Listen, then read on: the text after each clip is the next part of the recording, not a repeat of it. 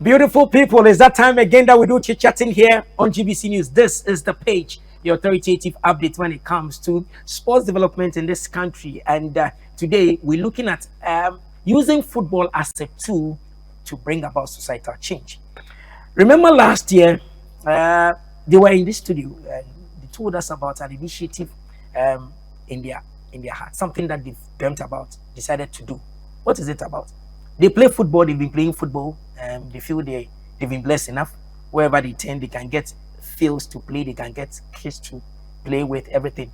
But they realize that there's a group of people, in some areas, specifically in Ghana, those things don't come easy. Even getting a place to play football, exhibit your talent, is difficult. So they decided that, why don't we help? So they will help. So right now the family is here again. The Akwaboah family is in the house, and remember they founded and brought out the Soccer for Dreamers initiative. That project is a non-governmental organization, a charity arm that really has decided that we want to give back to society. These young ones here and their parents, they are Ghanaians, but right now don't reside directly here in Ghana. They've been blessed. They're outside the shores of this country and always looks back and say, what can we do to really put smiles on the faces of people? So today they are here to tell us their story again, and they've taken a giant step. This time, not in Accra, they've gone to the eastern region, specifically Kyebi, to do something. And so before I introduce them, we'll give you a flashback, a summary of what really transpired at Kyebi. Then when we come back to the studio, I'll introduce them, and then they tell us what really brought about this particular motive and this project that they are championing. Whatever they want to do, they want to do it to see to the latter end. So if your region has not been reached, get ready. They will get to you soon. So let's go to Kyebi, and then let's have a feel of this particular gesture by the Akwaboah family. Soccer for Dreamers is a US-based non-profit organization owned by three brothers, Baruch, Jed, and Kayden Akwaboah. Soccer for Dreamers charity project supports young football lovers in Ghana to pursue their dreams. The three brothers and a team of experts on Thursday, July 20, 2023, traveled to Kyebi in the Eastern region to donate soccer equipment to all 6 Southern Zone Women's Division 1 clubs currently battling for qualification to the Women's Premier League. The teams included FC Efifani, Jonina Ladies, Sea Lions, Anglo Ladies, Heart Sports, and Kotoku Rush Ladies. The gesture was to, among others, equip them to realize their dreams. The president of Soccer for Dreamers, Mrs. Sylvia Akwaboah, took beneficiaries through the proper ways in using the menstrual cups and how to manage their monthly menstrual cycles so that they can still take part in the sport actively. The gesture, according to Mrs. Sylvia Akwaboah, was in line with Soccer for Dreamers' code of supporting underprivileged ethnic groups in underserved areas in Ghana. So it's important to practice safe menstrual hygiene. I think sometimes as women we forget the importance of menstrual hygiene, the word hygiene and why it's involved, because the whole area for the feminine, for the woman, is quite sensitive and delicate, and so it's important that we know that we need to wash our hands during our menstruation. We need to wash our hands before and after any management of any menstrual method that we use, and so we wanted these young women to be fully aware. We don't want them to have infection, and that is what happens when you don't practice menstrual hygiene. The brothers, Baruch and Jed Akwaboah, said it felt good putting smiles on the faces of the female players. It went very well. After last year going to Accra, I thought it was important to go to a different part of Ghana, and then the menstrual cup presentation, informing them of all the safety, and then being able to give them the boots and different types of football gear. I thought it was a great success today. I've experienced a lot of players in my lifetime who, after their career is done, they just spend their money and they're done for their whole life. So I think Ubuntu is very important for these players to know what's next to do with their money, and then to invest it and to make more as their life progresses. The brothers are expected to move to the Winton School Park in Winneba to donate soccer boots, jerseys and balls to some selected under-17 clubs. And let me quickly introduce them again. To my immediate left is the evergreen. She is the president. Also happens to be the mother, the inspirer, the motivator, the researcher. Everything you call it. Everything. Mom, thank you very much. So we have Madam Sylvia Akwaboah in the house. Mom, most welcome again. Thank you for having us there. And then the two guys, there are actually three, but two are here.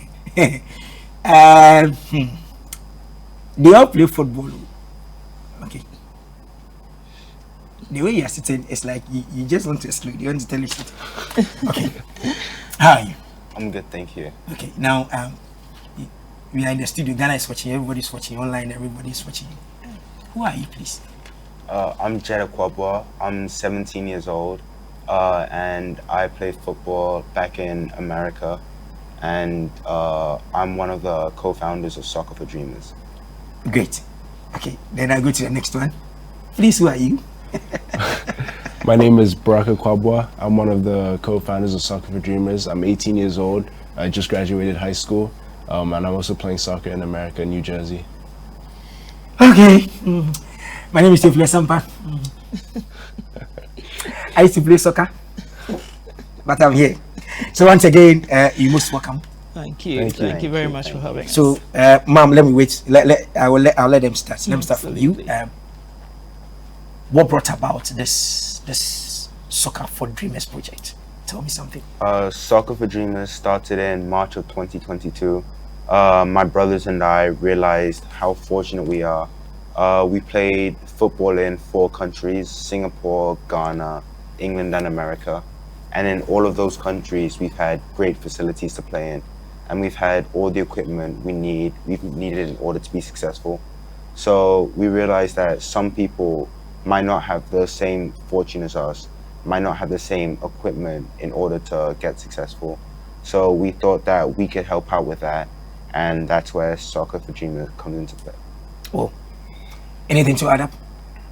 No, I think you pretty much summed it up. We just realized how fortunate we are to play, and last summer, even when we came to Ghana, we saw, like, we actually got to play in the environment, and we saw how talented the players were, and we realized that, wow, like Ghana has a lot of talented, like well brought up players. So like giving back was the least we could do. Whoa. And before I come to Mom, so in this country called Ghana, Gold Coast, which region are you coming from, you guys? Greater Accra. Eastern region. Oh, where are we coming from today? Oh, we're coming from Greater Accra. No, I mean your hometown. Your hometown. Eastern region. Eastern region. So this season you were in the Eastern region, right? Yes. But when you started, you were in Accra. You did the first one in Accra. Yes. Yeah. Now you've gone to your hometown, Eastern region. You have done it. Yes. What was the things you guys saw when you decided, okay, let's just dole out these things for free? Let's give them the pep talk for free, everything for free. What really did you see the facial expressions on the beneficiaries? The reception from the players were amazing. Like the environment of the event was just so warm, just so amazing. All the players just seemed so happy whenever they received the donation. So it was just a great environment. It was a great experience. So I was just very happy. You also, what did you observe from them? Were they shocked? Why are you guys just assisting us? I think the coaches were shocked. Why would people in America care about us in Ghana? But last year, their reactions, they were all just so happy. So I think that's what motivated us to make it even better this year and come back and do even more. Okay, now coming to Auntie Sylvia. You've been particular. The first day I met you, especially at the FA, you were keen on this thing that girls must still play football. Absolutely. Nothing should prevent them from playing football. So in your research, everything, why are you particular about their hygiene, menstrual cycle, blah blah blah? What really is this that you guys keep talking about? What's it? Yeah. So Theo, my focus on this is fighting menstrual poverty, and of course we all hear about it. But when I actually heard that some of these female players do not go to practice or do not go to school because they can't afford the menstrual pads. That was it just felt like these are my people, you know, and why should they not be able to do the things that they love because of something as natural as menstruation? So that got me on a drive to then, you know, raise some more money to get menstrual cups for these girls. Menstrual cups are a more sustainable way of managing your menstrual period. They are cups that last for 10 years. And so when we give these girls these cups, we're actually buying their freedom for 10 years. And we're saying that there is nothing really that should stop you as a woman from doing the things that you love. Go out during your menstruation, have this cup to manage your menstruation, and go out and do what you love. Why should something as natural as menstruation stop anyone from going to play soccer or going to school because of hardship, because they can't afford it? That is just, you know, you know, this is 2023. It shouldn't be happening, but here we are. It is, and so we decided to do something about it. So the projects, these are boys, and so I've been thinking. So the boys should do the boys thing, help the boys. So extending it to the girls and looking at the fact that there are so many girls in this country that love to play soccer, Right. aside schooling. Right. If you look at the number, is this project really feasible, achievable?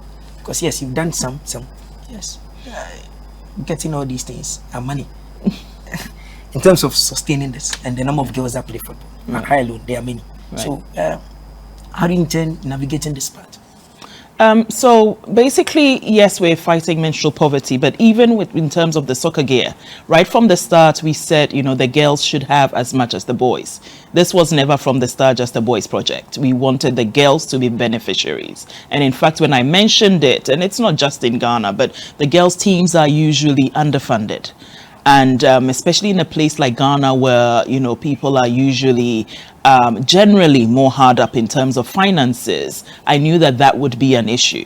And so, again, we didn't want, you know, children or the youth that want to play football not to be able to play because they don't have football boots or they don't have the right jerseys to be able to, you know, go practice and at least give the sports the best shot that they can. We know that not everybody would be able to go professional, but at least if you have the love for it, then you should be able to give it your best shot. So that was the reason we included the girls. Okay, so how is the funding like? How are you getting all these supplies, doing it? One, let's start from the menstrual cups. Right. Because these days in the news, we've been told that there has even been an increase in the prices for sanitary pads here and there. People have gone to the legislature to go and appeal to them to take some of the taxes off, blah, blah, blah. Now you are giving them something that a menstrual cup, like I said, has the lifespan 10 years. That's right. At least, even if 5 years. For 5 years, the girls, if they manage it well, will not be buying sanitary pads. That's correct. How are you funding this menstrual cup thing? How are you getting? Where are you getting them from? How are you doing it? Oh gosh. So we have generous individuals that give to us. I usually post on my Facebook page, and that's where my friends are. And when I get articles about how, you know, girls in terms of menstrual poverty, especially here in Ghana, there are so many girls that use rags Still. Okay. as a means of managing their menstruation. And why should that be so? You know, and so when I post it on my Facebook page, friends that are usually touched by it will reach out to me and give me money. Or generally, you know, we just send the word out there. We have a website, and people have been extremely generous. In June, on June 9th, we actually had our first fundraising dinner and dance in New Jersey. And we had generous supporters. We had about 230 guests and some corporate sponsors actually that came to help us. And so that's where we are. That was our biggest fundraiser so far. And so this is how we're able to sponsor what we're doing and to go bigger and better each time. So let's say a girls team, because when you're giving, you don't give one. A girls team, let's say the last time I checked from one club that I know in Accra, you have 25 players. That's right. So in giving out, let's say the 6 teams you give, if you are looking at the number, let's say 20, let's say per club, we're looking at more than a thousand people, sanitary cups you are bringing to this country, because you are not only doing Accra, you are here, you'll be doing elsewhere. So how many, in terms of every season, how many menstrual cups or menstrual hygiene things do you bring, and how many people do benefit? Yeah. So yesterday we gave about 130 to the 6 teams that were at the zonal competition in Kyebi.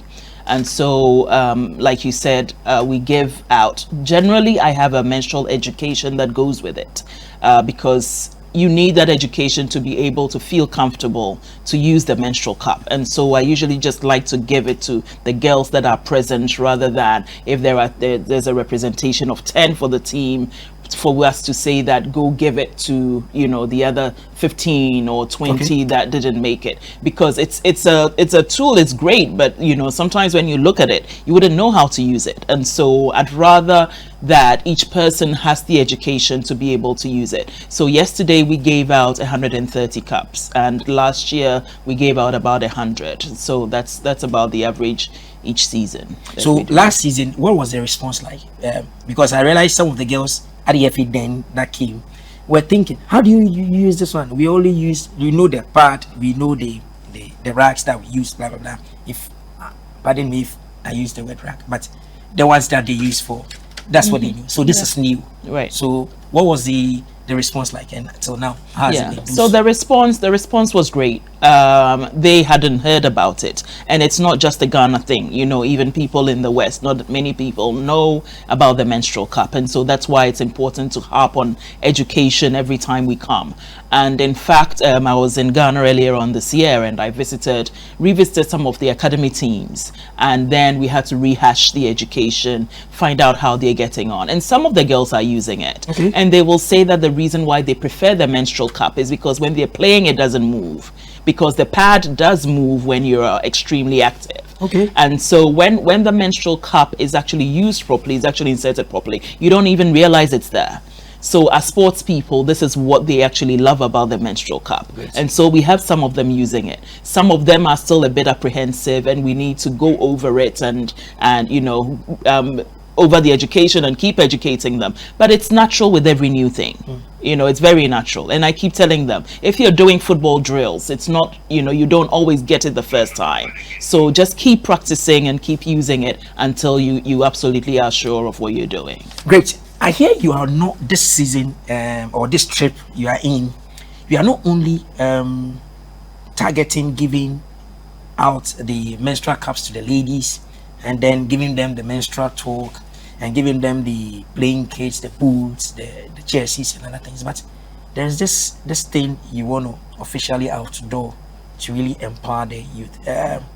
Tell us more. Everybody will tell us something. What really went into this one too?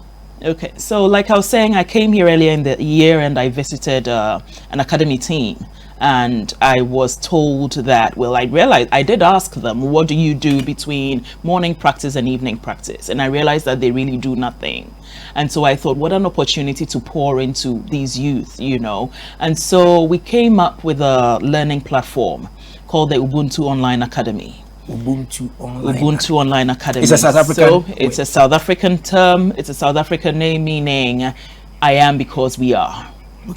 And it just goes to show the sense of community, that this is something that is going to use to help to build the youth, that those of us who can, the people that can donate, the people that can help right now, are helping to bring along the youth who at this moment can't. And so this will be an education platform. And what we're really thinking, what inspired it really is life after football. Like I said, not everybody will be able to go professional. What happens after that?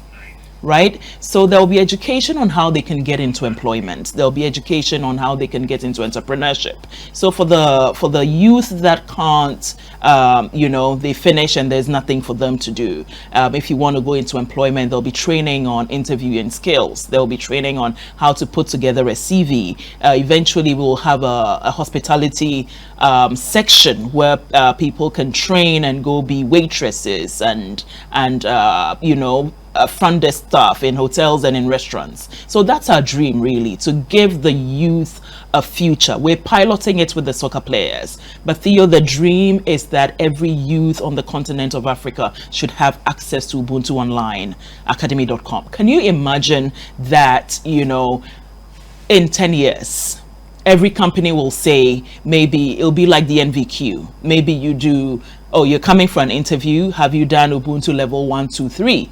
Can you imagine the level of education? Can you imagine how leveled up we will be? That you go into a shop and a shop assistant isn't just sitting there and not helping, because now they understand that the customer is key. That when they come, it is how they treat the customer. It is how they speak to the customer. That makes all the difference. We should be able to, in about 10 years, just have this as a norm. That customer service is just on a different level, because every person that is going into this sector has had some sort of training. So that's the dream.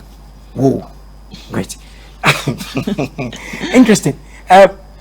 In your interview, I picked up portion. You were saying that you've realized, or you've seen in your dealings, that there are days when footballers finish playing football. Then it ends. Yeah, I like that question. There was a coach yesterday at the event that actually asked my mom, he was like, on the website, can we have like financial, like lessons about financial freedom and how to handle your money financially? And like, I was just like really impressed by that question, because I've seen like a lot of professional players that after their career is done, they go and blow their money, they go and party, and then they're like bankrupt in like the next few years. And that's not what we want in these players. We want them to, like, they're all talented, they're all gonna have a great footballing career, but like what's happening after that career? They want to be great people in the workplace, they want to be great people in life, and they want to invest their money and keep their money and spend it, so when they have family they can continue to just spend their money and use it wisely. You also feel that this thing is key now, especially, let's look at the girls. So after playing football, most of them then become what? So you want to see a new generation of girls that are doing what? After football, they still have hope. Yeah, so maybe they find something on Ubuntu, they can follow their passions, something, they can go into a workforce and still have a life when they're finished playing football and their professional career is over.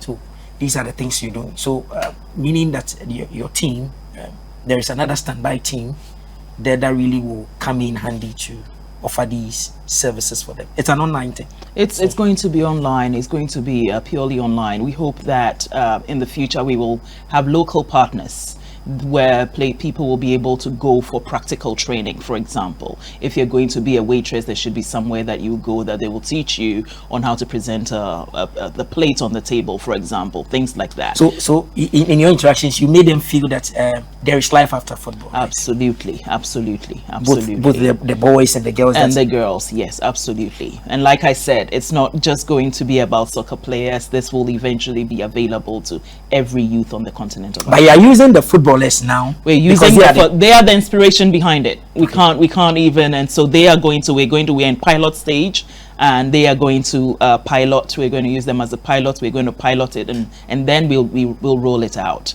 to everyone else. So you've given yourself up to 10 years to really see the real fruit, how it's going to be. So for what should people really remember you guys for, Mom? With this passion, everywhere you go, it's always on. It never drops. What is it that you read? So after 10 years, what picture do you want to see? What sort of young generation do you want to see in Ghana? We want to see a generation that does not feel stuck. Okay. We want to see a generation of youth that are go-getters, that feel like right here on the continent of Africa that they can make it. One of the things that we want to do is actually interview people that have made it here in Ghana and inspire the youth. You know, our youth feel like sometimes the only way that they can make it is to go abroad, and it's not the case. I know that it's not easy. I'm not even trying to, minimize their hardship, but there are ways round it. And so that is what we want to be remembered for a generation where the youth are feeling like, oh, we're not feeling so despondent, there's always unemployment, there's always this, because we're going to have the entrepreneurship angle as well on Ubuntu, and we're going to train them on how, you know, they can do something with little. Okay, so from what all the interactions you'll be doing, you'll still be on the road moving. So where again are you going? Once again, highlight it for us. From Kyebi, you'll be going where? Tomorrow we're going to Kyebi and Winneba, and we're going to be donating to 4 male teams. We've done the women yesterday. Tomorrow it's the turn of the male teams, and we're going to have a tournament, right? Yeah, and these boys will be playing. Okay. Yeah, we did that last year in Tema as well. So we're going to have the tournament. We have several teams from all over the central region that are meeting near Winneba, and so we'll have the tournament, and then we'll do the donations. So how many teams did you say are going to benefit from the package you are bringing? There, Winneba. 4 teams. 4 teams. 4 teams. Yeah. But the girls, they were 6. There were 6 teams teams benefited. So yes. this one 4. Yes. And meaning that if 25 players, or let's say if 18 players, everybody's going to take something or going to receive something. Absolutely. So please, if you know you're part of it, please get ready and then do something. Give up your best. You don't know when something might happen. So maybe through this, a door will open, somebody will see you, a better club will see you, and then maybe call you on board and do it. I'll come back to you, but guys, we'll be checking out from the studio in the next 2-3 minutes. For those that really, you did the fundraising in the States, you spoke to them, they believed in your vision. What message this morning are you telling them that now that you've hit the ground running for the 2nd season, what are you telling them about the efforts they put in getting you guys all these things? I'd like to say thank you to everyone who supported us, and they can see through videos like the one we showed at the start how they're supporting us is helping, and they're helping a lot of children in Ghana. So just thank you to everyone who supported us.